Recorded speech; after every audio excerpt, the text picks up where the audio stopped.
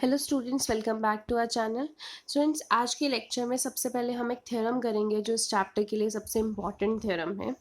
That is theorem of angle sum property. अब बहुत बार इस चैप्टर में एंगल सम प्रॉपर्टी यूज़ करेंगे। इनफैक्ट इस चैप्टर में नहीं, आप बहुत बार ज्योमेट्री में एंगल सम प्रॉपर्टी यूज़ करेंगे। तो एंगल सम प्रॉपर्टी देख लेते हैं कि होती क्या है। Theorem says the sum of all angles of a triangle is 180। कि एक ट्राइंगल में जितने भी एंगल्स होते हैं, तो एक ट्राइंगल में 3 एंगल्स होते हैं, तो उन 3 एंगल्स का सम 180 होता है। ये ट्रू है। ठीक है, अब आप इसको प्रूफ करेंगे। बहुत ही आसान थ्योरम है, इन पेपर में आपको 4 मार्क्स में आ जाती है, तो अच्छे से इसको कर लेना। आपने क्या करना है, एक ट्राइंगल बनानी है ABC। ये ABC मैंने ट्राइंगल बनाई और यहाँ पे BC के पैरेलल एक लाइन बना दी XY। ठीक है, तो गिवन में क्या है, अ ट्राइंगल ABC। हमारे पास ABC ट्राइंगल है। टू प्रूफ में क्या है कि इस ट्राइंगल के तीनों एंगल्स का सम 180 होगा, यानी कि एंगल 1, एंगल 2 और एंगल 3 तीनों का सम 180, यानी कि A plus B plus C तीनों का सम 180।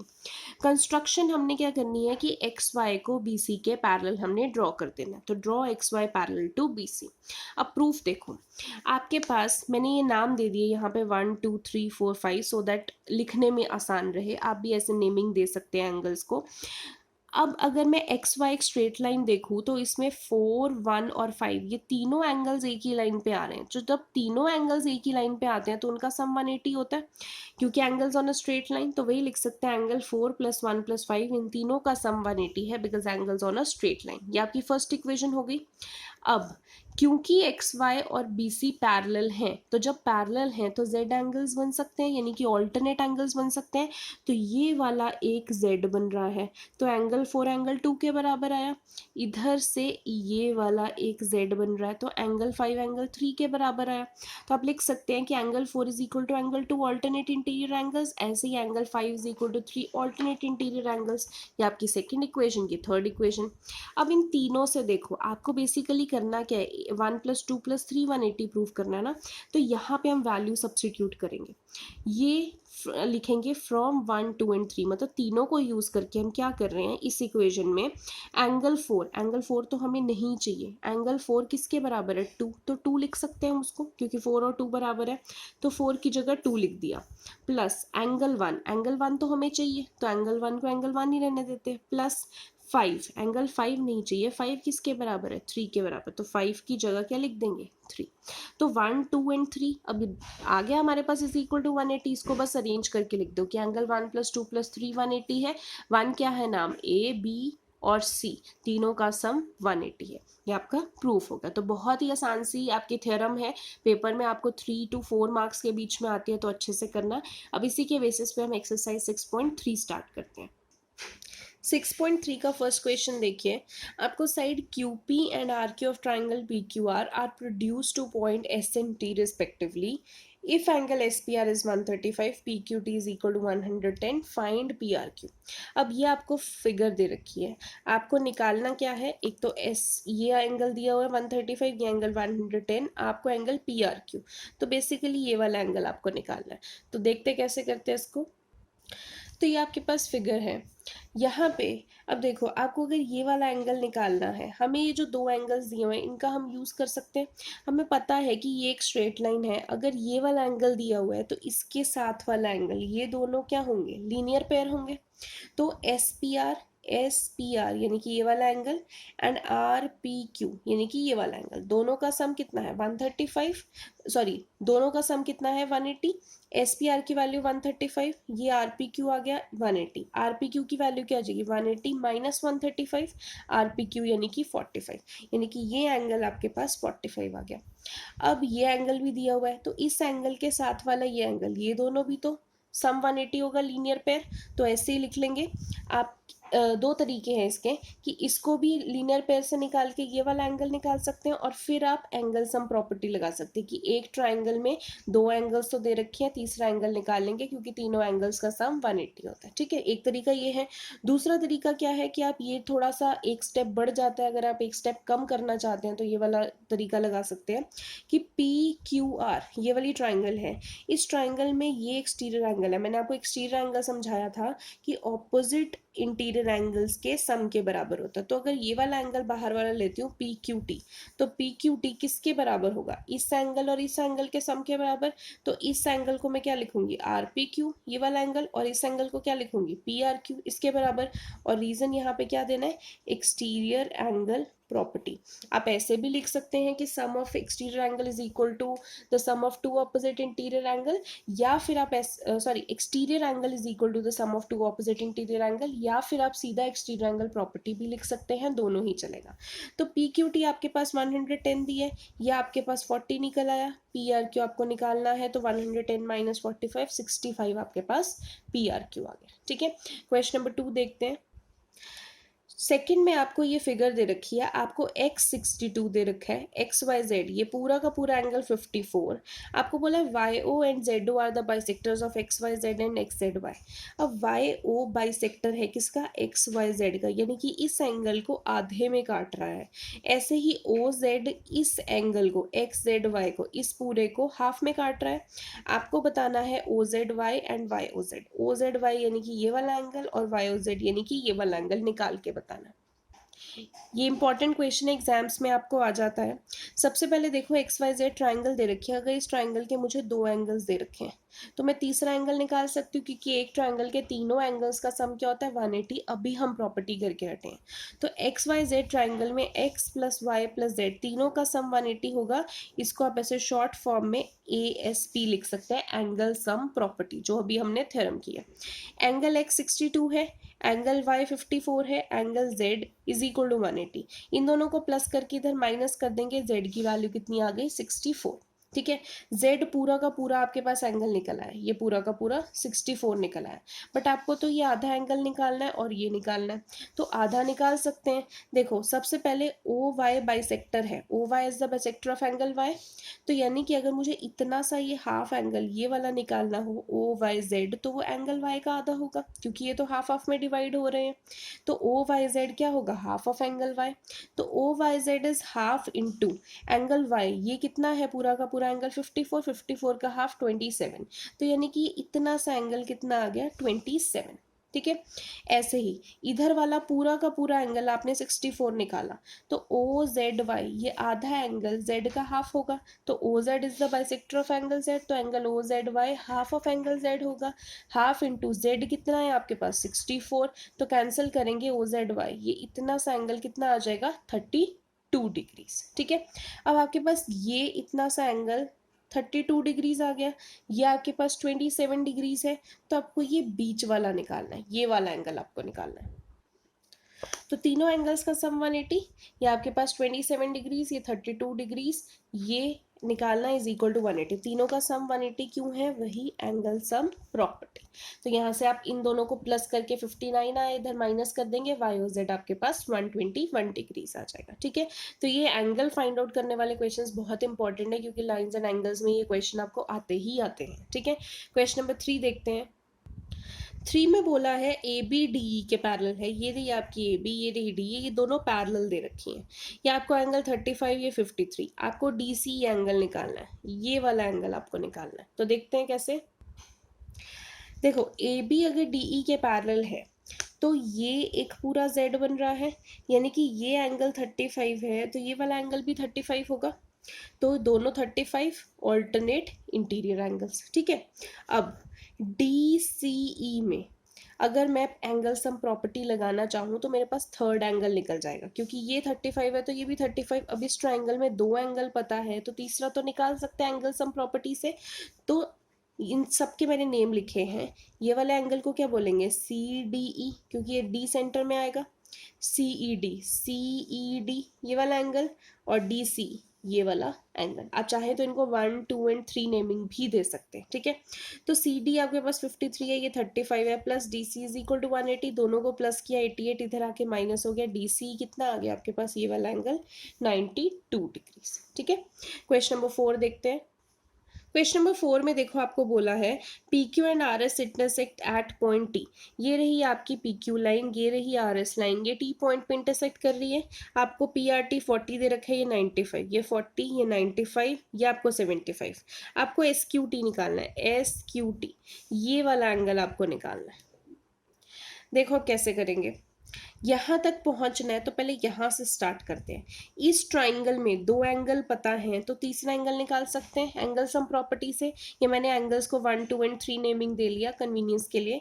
तो in triangle P R T, यहाँ पे पी आर टी करना है। पी आर टी ट्राइंगल में angle 1 plus angle 2 plus angle 3 तीनों का सम 180 डिग्री, क्योंकि एंगल सम प्रॉपर्टी। ये एंगल 195, ये 40 प्लस एंगल 3 180। एंगल 3 कितना आ जाएगा 180 माइनस 95 प्लस 45 135, एंगल 3 45 डिग्री आ गया। तो ये आपके पास 45 डिग्री आ गया। इसके ऑपोजिट ये वाला एंगल भी होगा वर्टिकली ऑपोजिट एंगल, तो ये भी कितना आ जाएगा 45 डिग्री। तो angle 3 is equal to angle 4 45 degree vertically opposite angle, क्योंकि ये क्रॉस वाले एंगल है ना, तो ये कौन से होते हैं वर्टिकली ऑपोजिट एंगल। अब अगर हम इस ट्राइंगल में देखें तो एंगल 4 भी हमें पता लग गया 45, ये 75, फिर से एक एंगल रह गया। तो इस ट्राइंगल में भी एंगल सम प्रॉपर्टी लगा सकते हैं। तो in triangle T Q S आपके कौन से एंगल है 4 5 एंड 6, 4 5 प्लस 6 दोनों तीनों को प्लस करके 180 आ गया एंगल सम प्रॉपर्टी। एंगल 4 आपने अभी निकाला 45, एंगल 5 आपको नहीं पता, एंगल 6 आपको दिया हुआ 75, इन दोनों को प्लस किया 120 इधर माइनस किया, एंगल 5 आ गया 60। तो ये एंगल 5 ही आपको बताना है एस क्यू टी। तो एस क्यू टी आपके पास कितना आ गया 60 डिग्रीज। ठीक है, सिर्फ आपने मेन जो कॉन्सेप्ट्स है ना वो माइंड में रखने हैं कि वर्टिकली ऑपोजिट एंगल कौन सा है। यहाँ पे जैसे एंगल सम प्रॉपर्टी लग रही है तो वो क्या है आपका, इजी है, बहुत इजी है। दो एंगल दिए हुए हैं, तीसरा निकाल दो। इधर भी दो दे दिए थे, तीसरा निकाल दो। ये दोनों बराबर हैं क्योंकि वर्टिकली ऑपोजिट एंगल्स हैं। ज्योमेट्री हमेशा फिगर को देख के करो, कभी भी सॉल्यूशन को देख के मत करो। बच्चे सॉल्यूशन पढ़ने की कोशिश करते हैं, उनको रटने की कोशिश करते हैं। आप ये सॉल्यूशन नहीं भी देखोगे ना, आप इस फिगर को देखोगे तो ही आपको समझ में आएगा। बहुत आसानी से समझ में आ रहा है ना, इस ट्राइंगल में दो एंगल है, तीसरा निकालना है एंगल सम प्रॉपर्टी से। फिर ये आ गया तो इसके ऑपोजिट ये होगा वर्टिकली ऑपोजिट एंगल। फिर इस ट्राइंगल में अगर दो एंगल पता लग गए तो तीसरा एंगल सम प्रॉपर्टी से। तो ये सब आप खुद लिख पाओगे। ठीक है, अगर इसको पढ़ के ये करोगे तो नहीं होगा, इसको अच्छे से समझो तो ये आपको आ जाएगा। ठीक है, क्वेश्चन नंबर 5 देखते हैं। फिफ्थ में आपको बोला है कि P Q is perpendicular to P S. ये रहा पी क्यू, ये पी एस, ये परपेंडिकुलर है, मन के मतलब इनके बीच का एंगल 90 डिग्री है। ये एस क्यू आर आपको 28 दे रखा है, ये Q R T 65। Find X and Y, X and Y आपको निकालने। देखो ये फिगर दे रखी है, अब निकालने के तरीके। आपको क्वेश्चन में पी क्यू और एस आर पैरेलल दे रखे हैं। ठीक है, तो as P Q is parallel to S R, जब भी पैरेलल है तो पहले देख लिया करो जेड एंगल्स तो नहीं बन रहे। तो यहाँ पे ये और ये पैरेलल है, तो ये ऐसे करके जेड बन रहा है, ये जेड। तो यानी कि ये पूरा का पूरा एंगल इस पूरे के बराबर होगा। तो ये पूरा एंगल मतलब x प्लस 28 किसके बराबर होगा 65। तो x plus 28 is equals to 65। तो आपके पास x की वैल्यू कितनी आ गई 65 में से इधर 28 माइनस कर देंगे 37, x की वैल्यू आपके पास आ गई 37 डिग्रीज। तो x आ गया इधर। ठीक है, अब x आ गया तो इस फिगर में देखो, इस ये ट्राइंगल आपके पास आ रही है, y निकालना है ना। इस ट्राइंगल में x आपको पता लग चुका है, ये आपको पता है कि ये 90 डिग्री एंगल है, ये y निकालना है। तो दो एंगल पता लग चुके हैं, तीसरा निकालना है एक ट्राइंगल में, तो एंगल सम प्रॉपर्टी लग सकती है। तो पी क्यू एस ट्राइंगल में इसको मैंने एंगल 1 नेमिंग दिया, angle 1 plus X plus Y तीनों का sum 180 angle sum property. Angle 1 क्या है 90 डिग्री है, एंगल एक्स क्या है 37 प्लस वाई 90 प्लस 37 127 इधर आके माइनस हो गया, वाई आपके पास कितना आ गया 53। ठीक है, सिंपल है। क्वेश्चन नंबर 6 आपका इस एक्सरसाइज का वेरी वेरी इंपॉर्टेंट है, ये प्रूफ वाला क्वेश्चन है। तो थोड़ा सा इसको ध्यान से समझना, बच्चों को बार बार डाउट होता है, अगर क्वेश्चन समझ में आएगा तो आप सॉल्यूशन कर पाओगे। तो देखते हैं क्वेश्चन क्या कह रहा है। आपको बोला है कि जो क्यू आर साइड है पी क्यू आर ट्राइंगल की इज प्रोड्यूस टू एस। ये जो क्यू आर है ये एस तक प्रोड्यूस की हुई है। If the bisectors of P Q R का बाइसेक्टर, ये बाइसेक्टर है, and P R S meet at point T, P R S भी टी पॉइंट पे मिलता है, prove that Q T R is equal to half of Q P R. Basically आपको इतना याद रखना है कि पी क्यू आर का बाइसेक्टर, पी क्यू आर का एंगल, इस एंगल का बाइसेक्टर मतलब जो हाफ ऑफ में डिवाइड करता हो, ये कौन सा है ये वाली लाइन। ठीक है, ये आपको दिख रही है ये वाली लाइन। ऐसे ही पी आर एस का बाइसेक्टर, ये पूरे एंगल का बाइसेक्टर कौन सा है ये वाली लाइन। ठीक है, देखते हैं कैसे करना है।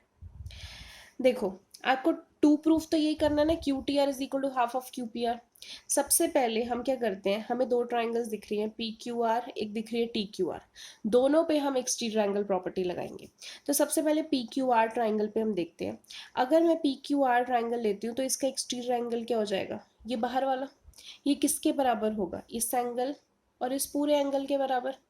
तो ये बाहर वाले एंगल को मैं क्या लिख सकती हूँ, P R S is equal to, ये वाला एंगल कौन सा है, क्यू पी आर, ये वाला क्यू पी आर, और ये वाला एंगल कौन सा है, पी क्यू आर, तो पी क्यू आर। ब्रैकेट में एक्सटीरियर एंगल प्रॉपर्टी कि जो एक्सटीरियर एंगल है वो sum of two opposite interior angles के बराबर होता है, ठीक है। अब क्योंकि बाइसेक्टर दे रखे हैं तो एक एक करके देखते हैं। पी आर एस ये वाला एंगल, इसका तो बाइसेक्टर दे रखा था, ये हाफ ऑफ में डिवाइड करते हैं, यानी कि ये एंगल और ये एंगल हाफ ऑफ है। तो मैं लिख सकती हूँ कि अगर मैं ये आधे एंगल को डबल कर दूं तो ये पूरा एंगल बन जाएगा।